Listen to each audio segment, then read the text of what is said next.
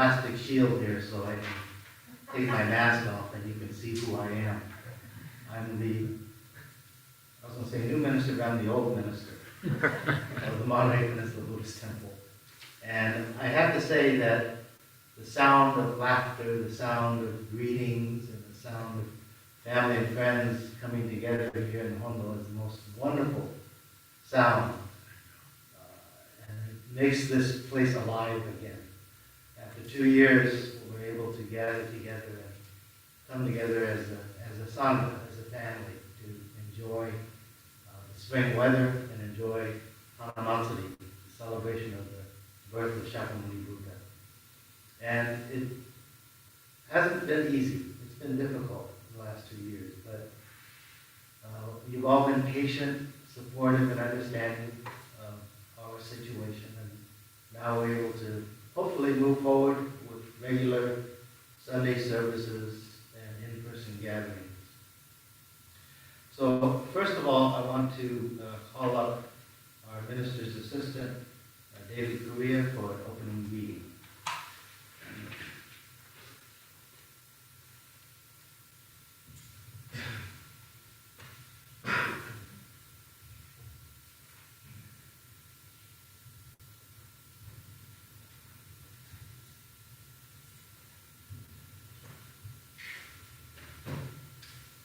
Good morning, everybody.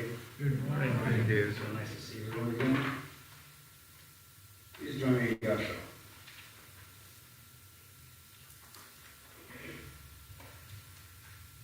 Shakyamuni Buddha and Amida Buddha are compassionate parents, using all means they skillfully feed us, and in us the supreme faith do they awaken. Namo Amida Butsu. Namo Namo Namo Amida Butsu.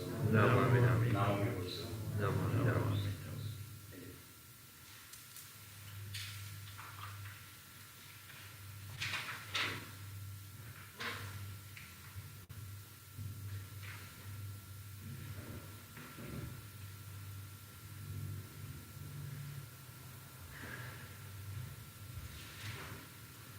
Now you notice in your program on the right-hand side the short gatha we call Kambutsuye, the gatha on bathing the Buddha image. And David and I will chant, and we ask that you all join us. I will chant the first line, and then we'll chant together the second line, and so forth, all the way down through the 5 lines of the Kambutsuye.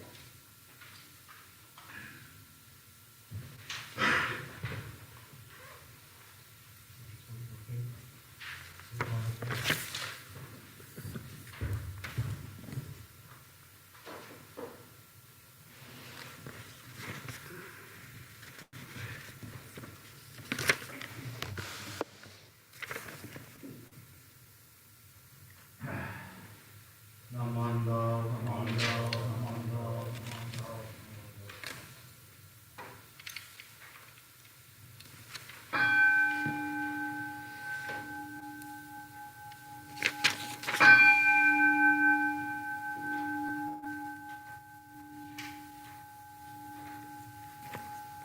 Aham Kanma Kushojarai.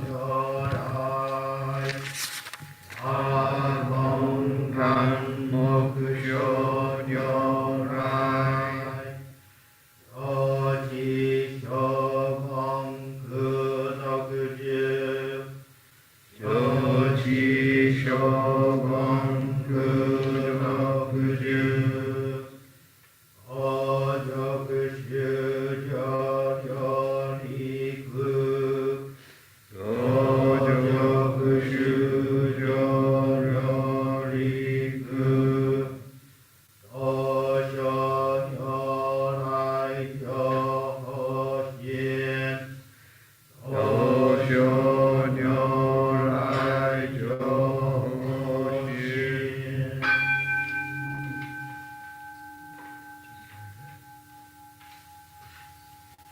Now bathe all the Tathagatas, whose pure wisdom is adorned with innumerable virtues.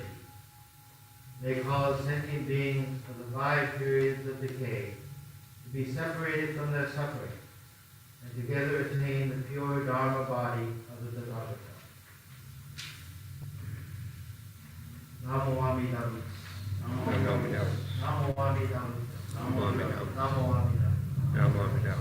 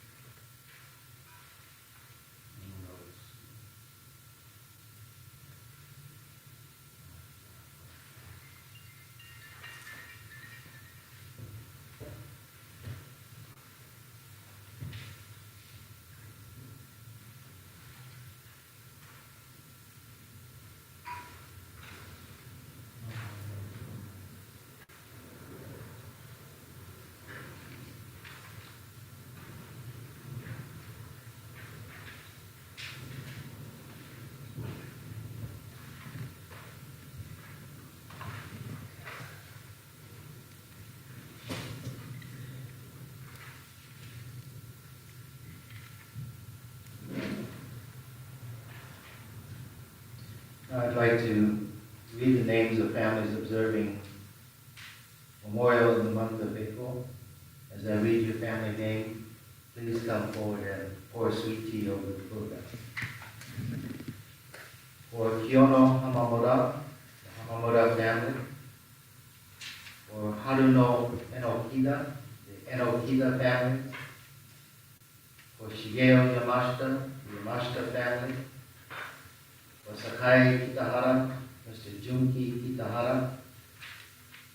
For Hatsu Miyamoto and Takahisa Miyamoto and Reiko Miyamoto, Bob Miyamoto.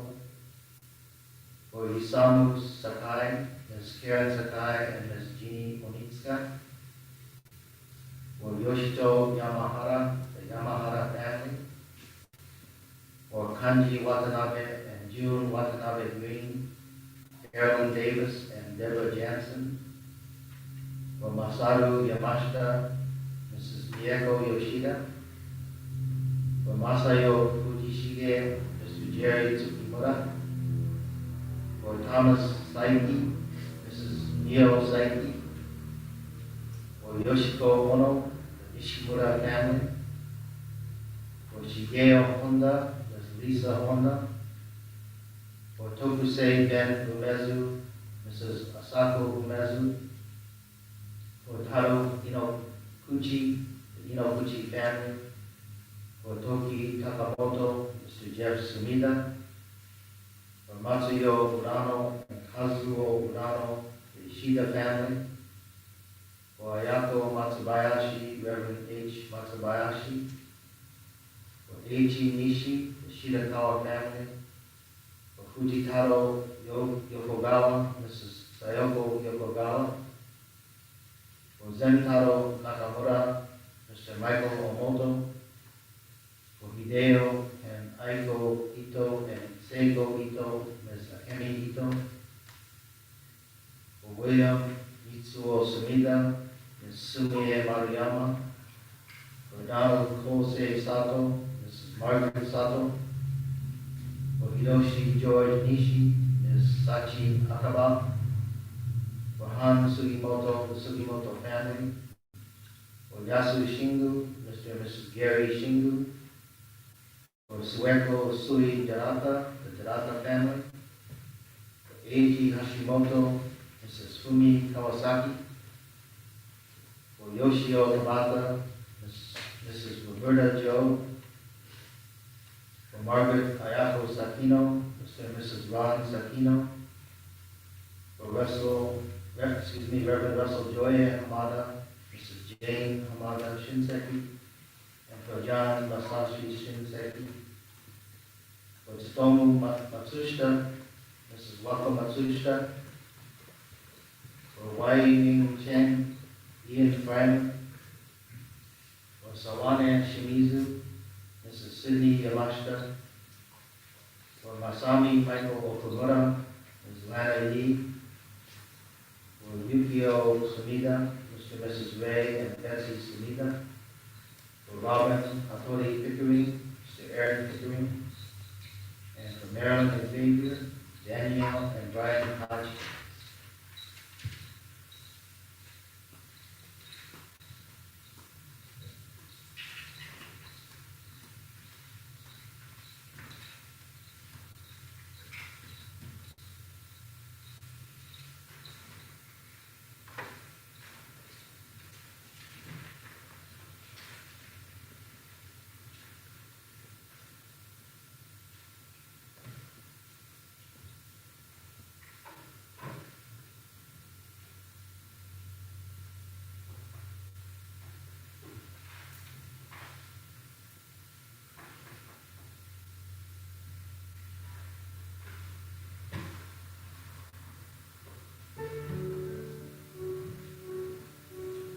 And if I can have a representative from the temple board to come with some for families who could not be here today.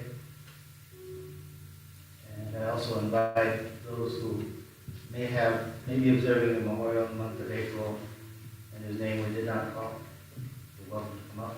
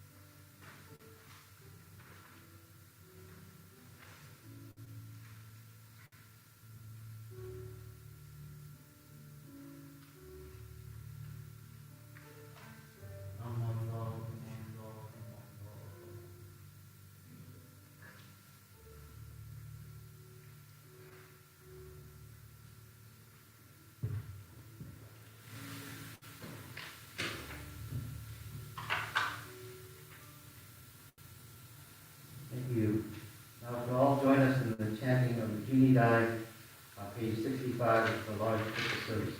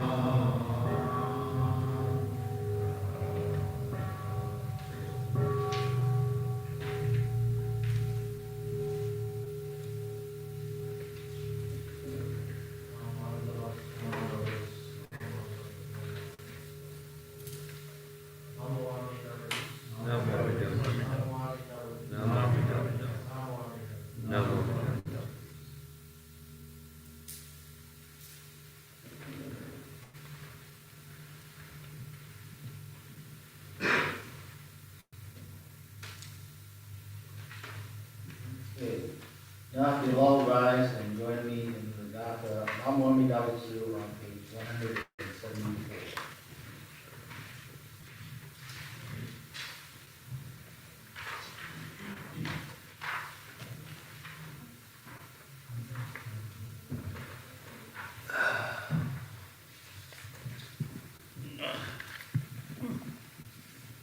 Okay.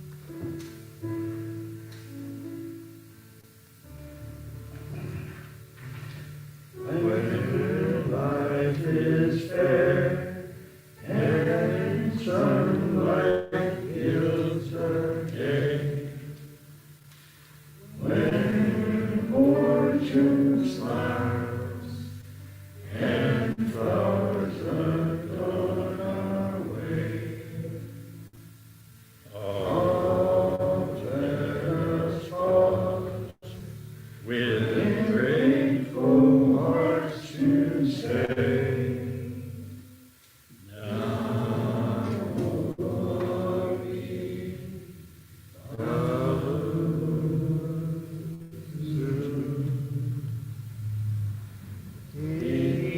though our way leads neath the darkened sky, and to our love one's pain and death draw nigh. Our tears may flow, yet trustingly we cry. Namwami Davatsu. Thank you. Please remain standing for the reading of the Golden Chain by Minister's Assistant Korea.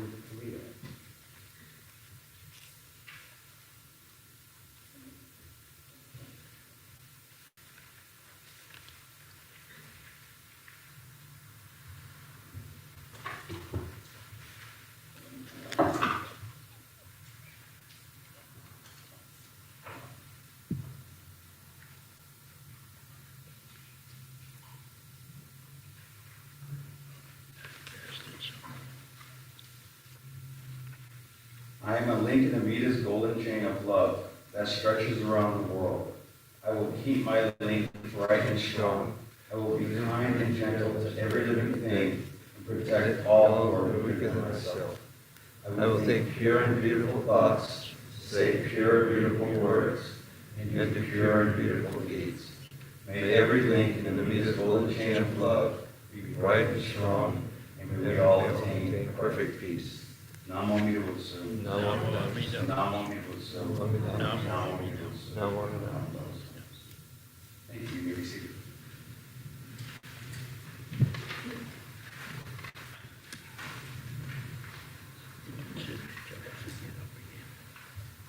So I apologize for the music.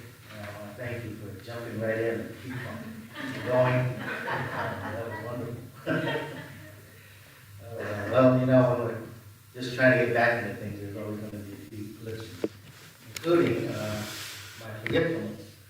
I missed one step here where we're going to have representatives from the temple come forward and pour sweet tea over the Buddha, beginning with the Dharma school.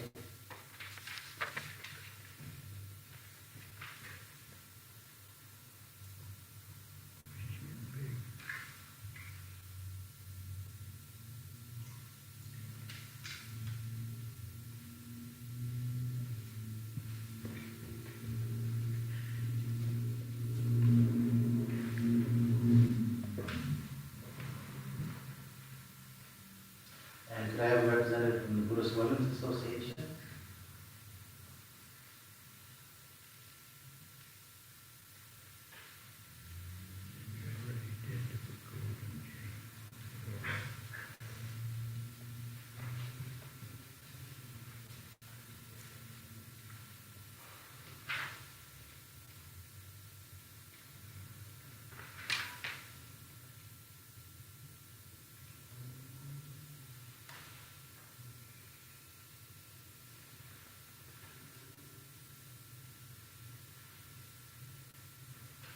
and finally a representative from the temple.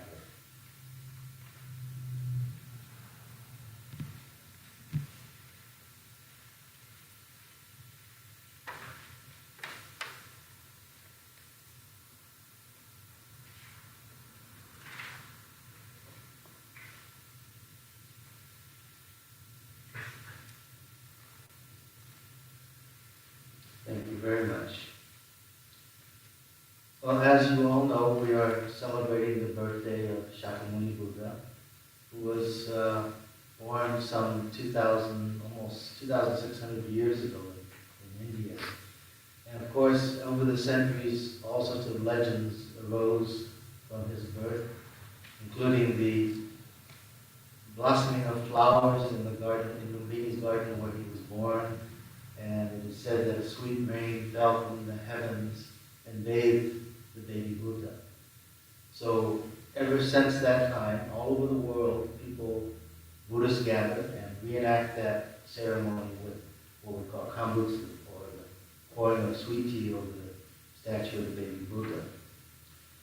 So I asked one of my golf friends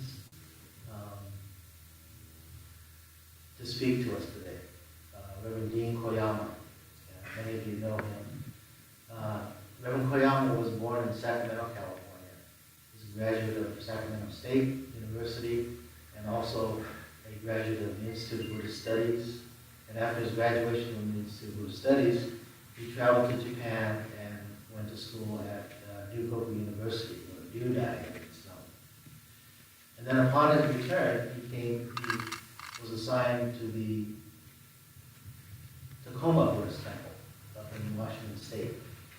Seattle was his first assignment, excuse me. And he spent a few years there, and then from Seattle he moved to Tacoma, where he was the resident minister there. And then he returned to California and became the resident minister of the Mountain View Buddhist Temple.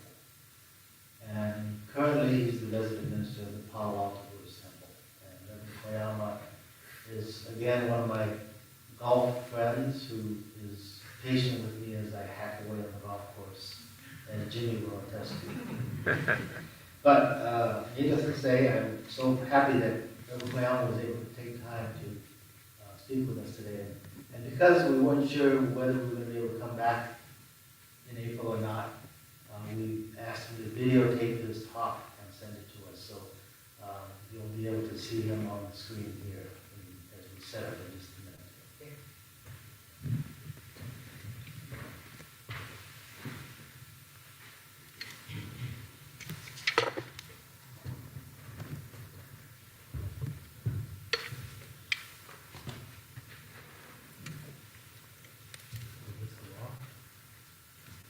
I think so.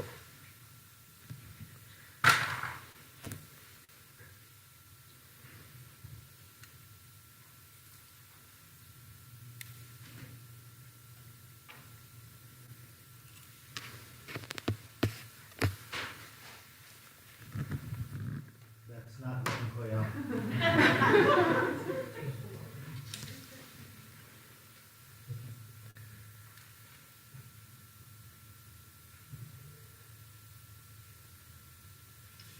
Let's start with Gasho.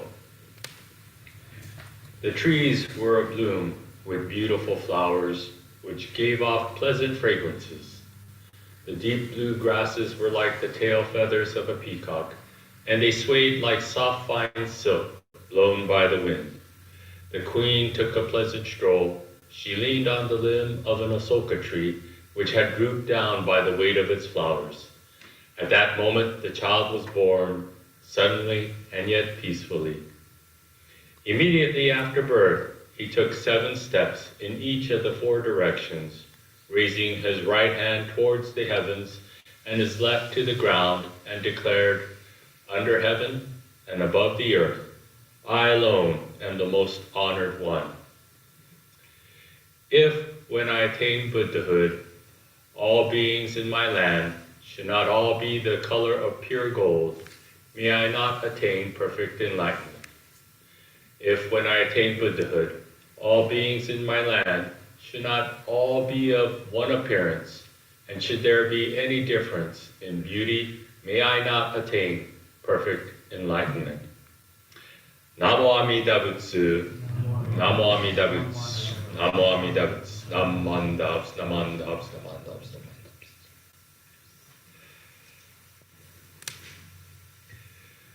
Good morning, everyone.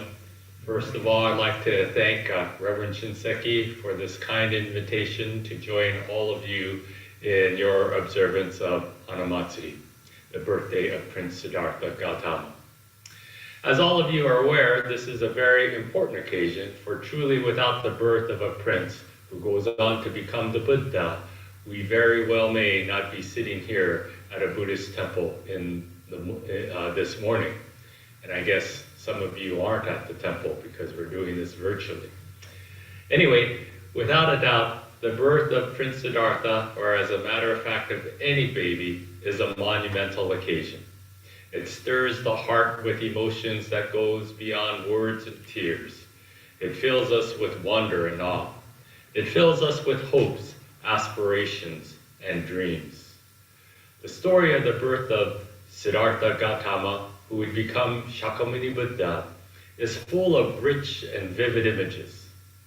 I could feel the warmth of the sunshine beaming down and highlighting the vast rainbow of colors from the flower garden in Lumbini Park.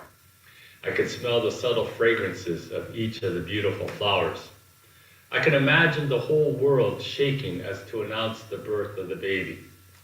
But I also recognize that the myth and legend of the birth of Prince Siddhartha is highly symbolic and need not be taken as literal fact.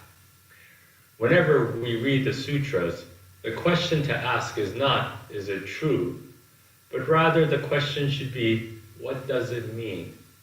For example, we all know that a newborn human baby cannot immediately get up to walk one step, let alone 7. It can barely hold its own head up, right? And this part of the legend was probably added to express the sentiment that when Siddhartha was born, he would eventually find a way to transcend the 6 realms of existence, of hell, hungry ghosts, animals, fighting demons, human beings, and heavenly beings, and then step into the world of awakening. In the next part of the legend, we're told that after taking the 7 steps, the baby speaks and says, "Under heaven and above the earth, I alone am the most honored one." Once again, it's impossible for a newborn baby to be able to speak in sentences, let alone a baby born in India to be able to speak in perfect English, right? We can perhaps explain the reason for this statement is to reflect that the first cry of the baby at birth, the "Wah!" is to announce, "I have finally arrived. I am here. I am alive." However, I've always had trouble reconciling the statement, "I alone am the most honored one." How does this statement fit into the basic doctrines of Buddhism, such as compassion and selflessness?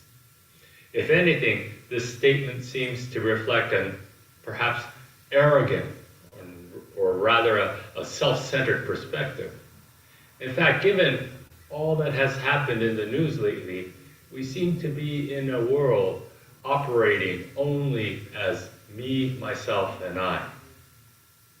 Now, I don't want to get into a political debate, but if you think about the campaign slogans of "Make America Great Again" or "America First," I'm sure that they were intended to put an emphasis on being a proud American. But to me, there's a fine line between being proud and being arrogant. Let me give you an example. Obviously, the full official name of our country is the United States of America. But to always say the United States of America takes too long, so we shorten it to the United States, USA, or simply US. But we also simply use the word America. And the citizens of this country are referred to as Americans. And the word America has become synonymous to mean the United States. But ultimately, it ignores the fact that people born in Canada, perhaps they should also be considered Americans because they live on the North American continent. And what about the Mexicans, the Brazilians, Argentinians, Peruvians who live in Central and South America? Again, I think we're living in a time and society which emphasizes a me first and I don't care about anybody else attitude. You know, not too long ago, I was in the parking lot of a grocery store when a lady with a shopping cart comes out fully loaded with groceries and a young child of about 2 or so. And she starts walking into the parking lot, when this raggedy old car pulls up beside her in the middle of the lane where cars are trying to pass, going in and out of the parking lot. And she rolls the cart out to the back of the car and puts her groceries in the trunk. She then loads the kid into the baby car seat, and then she gets into the passenger side of the car. The car then drives off, leaving the shopping cart right in the middle of the driveway. I couldn't believe it. Or perhaps this has happened to you, especially before the pandemic. You go shopping at the mall and you get hungry, so you go to the food court. But you can't find a table to sit down because all the tables that are empty still have the trash left by the people who had just left. No one wants to sit down or clean up somebody else's trash, right? So in one sense, I think we could say that these are examples of I alone am the most honored one. I don't have time to be putting the cart back to the cart return area of the parking lot. Who cares if it blocks the driveway? I'm done with it. Right? It's not my job to clean up my trash. Why should I care about making somebody else clean up my garbage? I can do anything I want. Obviously, this is not what the writers of the legend of Prince Siddhartha's birth had in mind with the expression, I alone am the most honored one. Again, I think that it's an expression announcing that I have finally arrived. I'm here. I am alive. But I don't think it's limited just to only one person or one individual. It's an expression that is calling for us to be able to recognize the being, the existence, the value, the life and humanity in all of us. And this is where the second part of my opening Gosandai, my opening reading, comes in, that I began my Dharma talk with. Again, if when I attain Buddhahood, all beings in my land should not all be the color of pure gold, may I not attain perfect enlightenment. And if when I attain Buddhahood, all beings in my land should not all be of one appearance, and should there be any difference in beauty, may I not attain perfect enlightenment. These are vows 3 and 4 of the 48 vows of Dharmakara Bodhisattva from the larger sutra. This sutra introduces the story of Dharmakara Bodhisattva, who makes these 48 vows of wisdom and compassion in order to create an environment that would be conducive for all beings to attain enlightenment. Vows 3 and 4 state that all beings living in this land would all be of one golden color with no differentiation in appearance and beauty. Upon first glance, again, it sounds like all the beings in this Buddha land would all look and be the same. But the deeper meaning behind these vows are to show that there would be no discrimination based on appearance, gender, color, or thought. Everyone would be treated equally with the abundance of wisdom and compassion. Recently, with the retirement of Supreme Court Justice Breyer and President Biden's promise to appoint the first African-American woman to the court, the race relations issue here in the United States seems to have become fully sensitized. There was a claim that because black women represent only 6 or 7% of the US population, the president, by appointing a black female to the Supreme Court, would be telling the other 94% of the population that they are ineligible, that they don't matter. And then at the congressional hearings for Justice Ketanji Brown Jackson, there were questions posed that clearly would never have been asked had it not been to a woman of color. In another report, a study in Boston showed that if people are quickly moved into a cardiac unit after suffering a heart attack, they have a quicker and better chance of full recovery. But that study also showed that people of color were disproportionately not assigned to the cardiac unit. So doctors were then tasked to treat all people with equality. Somehow, this directive of trying to provide care for all was perverted by radical white supremacists who showed up protesting in front of that Boston hospital in neo-Nazi uniforms with protest signs saying that the doctors are killing whites by allowing people of color access to the cardiac unit. We have truly become a polarized society where the line between good and evil, right or wrong, has become even wider and darker.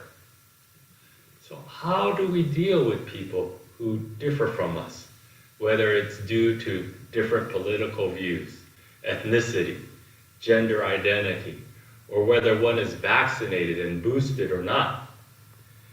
I think in general, we distance ourselves from them. We avoid being in contact with them. We tend to make judgments about them, and we create an us versus them mentality. And that's when we end up treating them as subhuman, as a jerk, or even as an enemy or foe. One of the key essential features of Jodo Shinshu is the permission to look upon ourselves as Bonbu, which is often translated as foolish being. But I like the idea that it is simply a description of an ordinary being who is afflicted by one's own greed, anger, and ignorance. I think that Shinnan's use of this term as a foolish being was to shock us off our self-protected pedestal so that we can look upon ourselves with total, brutal, and perhaps even uncomfortable honesty. For the reality is that we are all bound to our thoughts, actions, and words, driven by our own level of greed, anger, and ignorance. If we were not, we would be Buddhas. So, while I agree that Jodo Shinshu does place a lot of emphasis on pointing out our weaknesses and limitations by describing us as foolish beings, I don't think its main purpose is to just identify our shortcomings by saying the reason for our problems is due to greed, anger, and stupidity. Nor do I think that the only solution is for us to simply rely upon the compassion and wisdom of Amida Buddha and let the Buddha take care of everything because we're totally helpless to do anything else. I think it is this insight of being able to accept ourselves as foolish, ordinary beings that can lead us to act with wisdom and compassion in our own daily lives. You know, there is a great book that I've been reading this past year or so, and it's a book called The Book of Joy. The co-author, Douglas Abrams, chronicles a series of dialogues between the Dalai Lama and Archbishop Desmond Tutu, who recently passed away at the end of last year. Abrams shares an experience when he was in a car with Desmond Tutu, who was driving, and they were on their way to a university where Archbishop Tutu was going to be the guest lecturer. And so Abrams writes, quote, "I was interviewing him as we drove together, trying to use every precious moment of our time together to gather his pearls of wisdom. We were talking about many high-minded philosophies and theologies, but what I really wanted to know was how all his spiritual practice and beliefs affected his day-to-day interactions, like driving in traffic. All of a sudden, a car cut across the lanes in front of us, and the Archbishop had to swerve out of the way to avoid hitting the other car. Quote, "There are some truly amazing drivers on the road," end quote, the Archbishop said with exasperation and a head-shaking chuckle. I asked him what went through his head at moments like this. And he said that perhaps the driver was on his way to the hospital because his wife was giving birth or a relative was sick. There it was. He reacted with the inevitable and uncontrollable surprise, which is one of our instinctual responses. But then, instead of taking the low road of anger, he took the high road of humor, acceptance, and even compassion. And it was gone. No fuming, no lingering frustration, no raised blood pressure. End quote. So, I'm sure many of you can relate to the following scenario. You're driving along the freeway in the second lane from the right at 65 miles an hour, maybe here in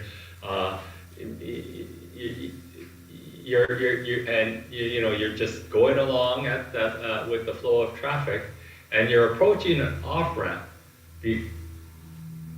and because you're in that second lane, you don't need to slow down just because you're going to be going straight ahead.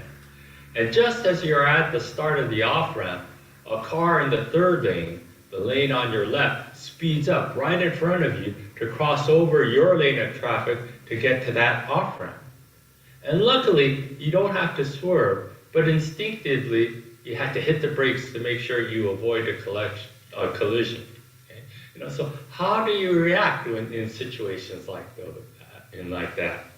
Right? Do you react like, I am so glad you went right in front of me, almost causing an accident where I could die?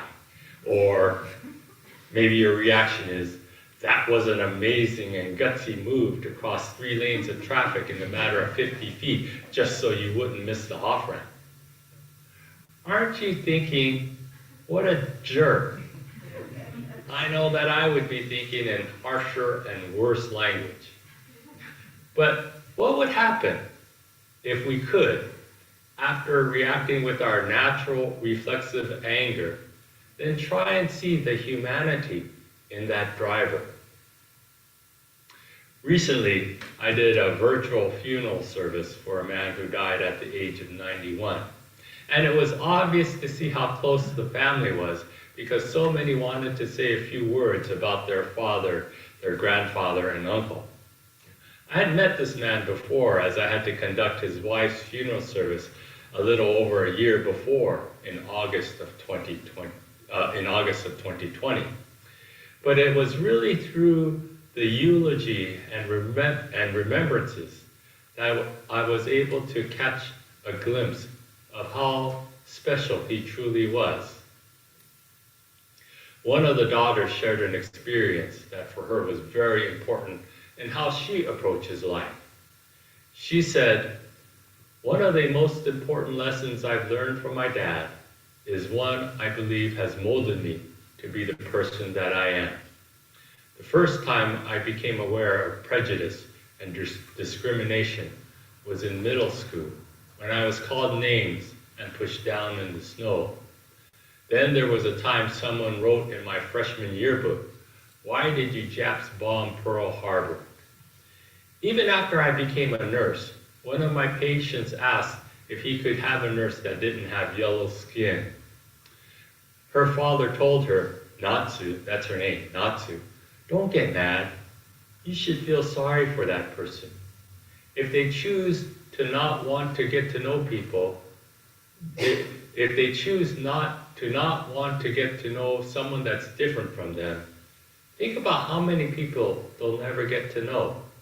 That's pretty sad, don't you think?" To have that kind of outlook and heart of compassion is inspiration. And to have been able to see and experience it with someone who is a part of one's very own family means that truly we continue to be embraced by the wisdom and compassion of others. Again, we need to look at the lives and teachings of the Buddha, Shinran, and some of the greats of our time, like the Dalai Lama and Archbishop Tutu. But more importantly, we also need to look, hear, and live with those around us, as they may also be a source of finding that enthusiasm for life and seeing the humanity in others. The episode of Archbishop Tutu's driving incident and this father's words of wisdom are a stunning example of what we can do. It is natural to react perhaps instinctually with anger for fear of being involved in a catastrophic accident that could have been easily prevented if the other driver did not behave so foolishly.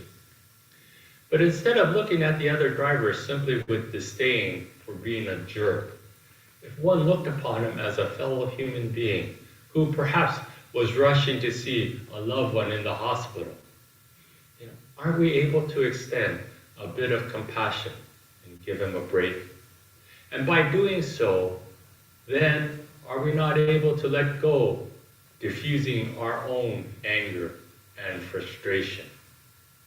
The key point here is that if we continue to look at the other person as a jerk, as a bigot or racist, we will invariably continue to hang on to our own anger.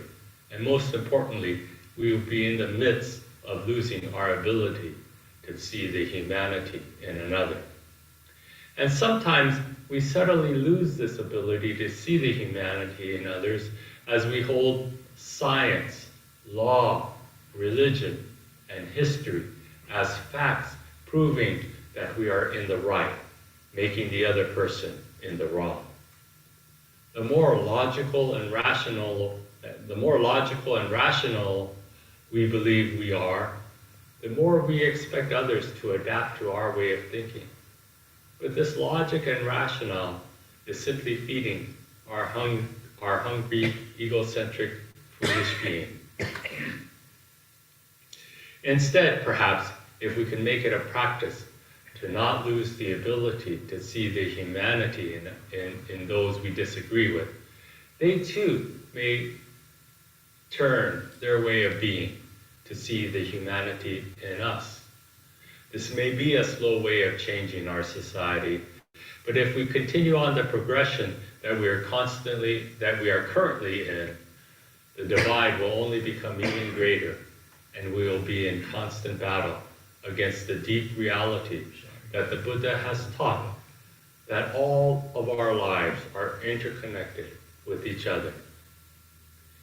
In the legend of the birth of the baby who later grows up to become the Buddha, there is the statement, "I alone am the most honored one."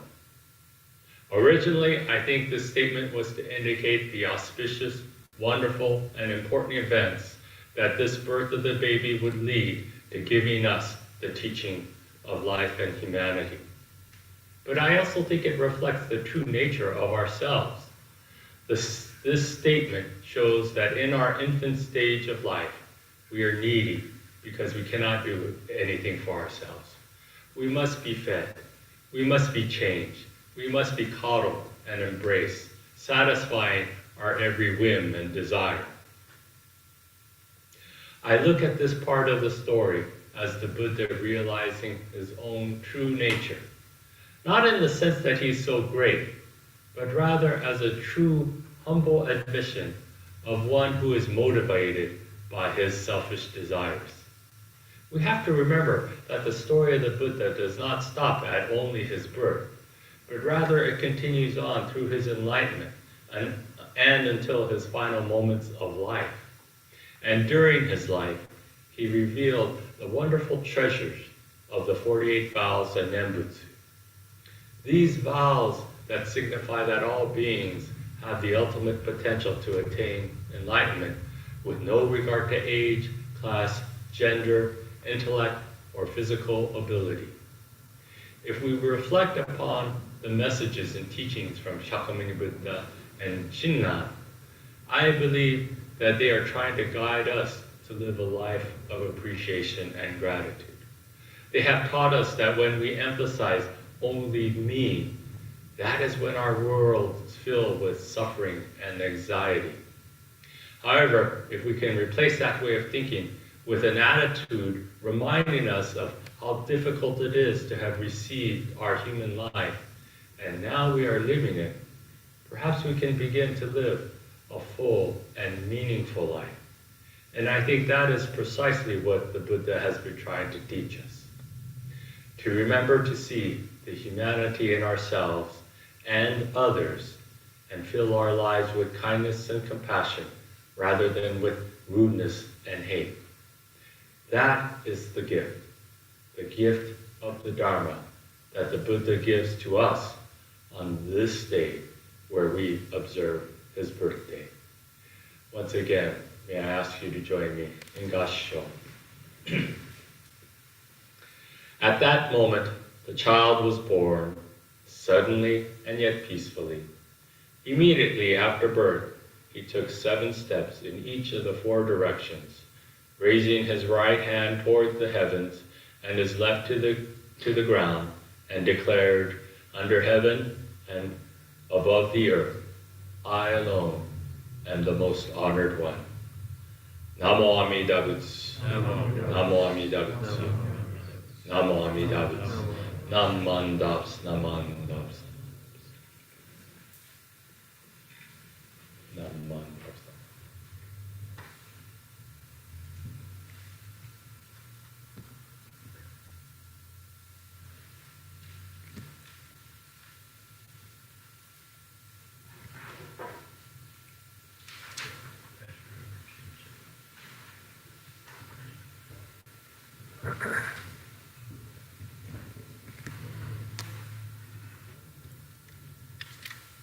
Hey, I will be thanking Reverend Koyama in person next week when I see him. And I want to thank you for taking your time to listen to Reverend Koyama's wonderful Dharma message. And now you all rise and join me in the Dhamma Ondo San 2 on page 220. I know that.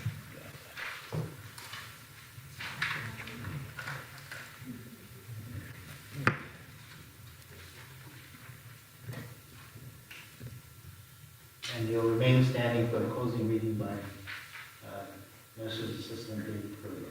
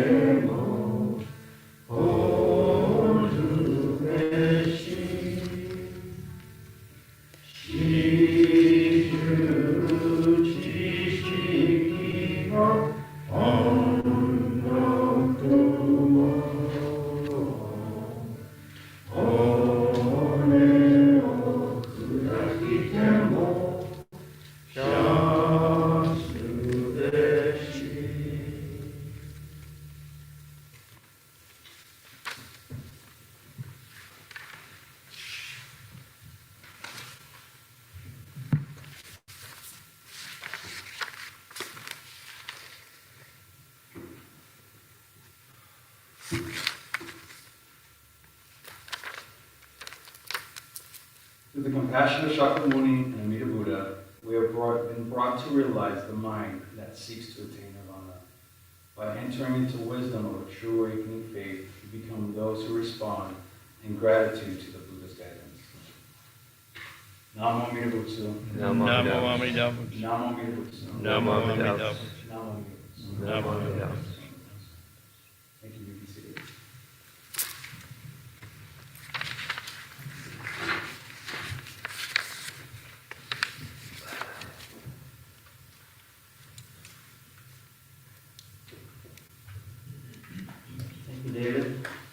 before we close, I just want to make a couple of very simple announcements.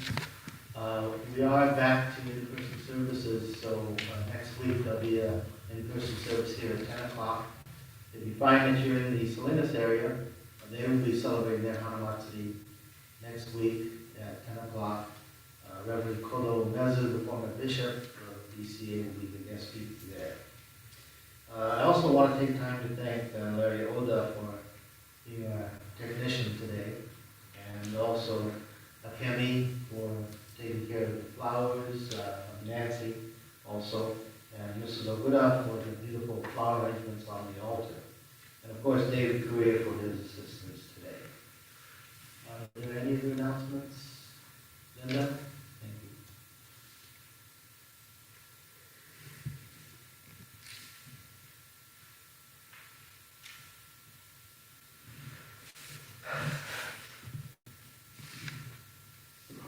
Good morning.